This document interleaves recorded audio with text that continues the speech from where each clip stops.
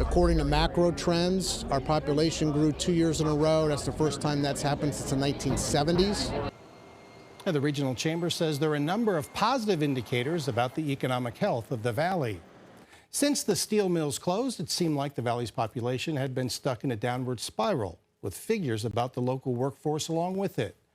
As First News senior reporter Jerry Ricciuti tells us, there are some new numbers that leaders with the regional chamber are now sharing.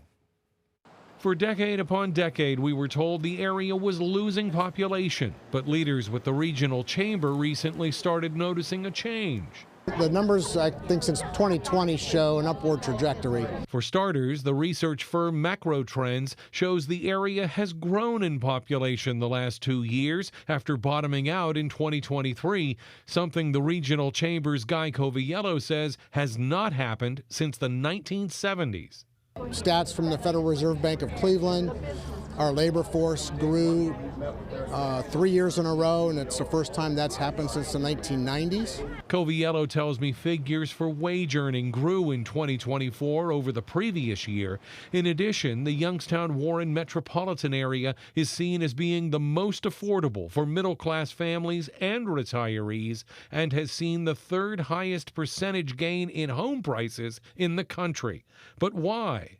I think a couple things, but I think most importantly is we've seen some rapid growth in job creation. As examples, Coviello points to Altium Cells, which now has 2,200 employees, twice as many as the company had initially predicted, as well as the neighboring Foxconn plant with its 500 workers. In addition, there's been growth with distribution businesses like Amazon and FedEx. And with Kimberly-Clark set to build a plant in Howland, there will be increasing demand for housing stock for workers coming into the area. Coviello tells me the chamber has created a council to find ways to reduce time needed for home building and streamlining the mortgage lending process. We think we'll be in front of this when the time comes that we really feel the crunch. As leaders continue to hope for more growth. Jerry Ricciuti, WKBN 27 First News. Hi everyone, I'm Lindsay Watson. Thanks for watching the WKBN 27 First News YouTube channel. If you want more video news, subscribe to our channel. And don't forget to download the WKBN 27 First News app for breaking news alerts.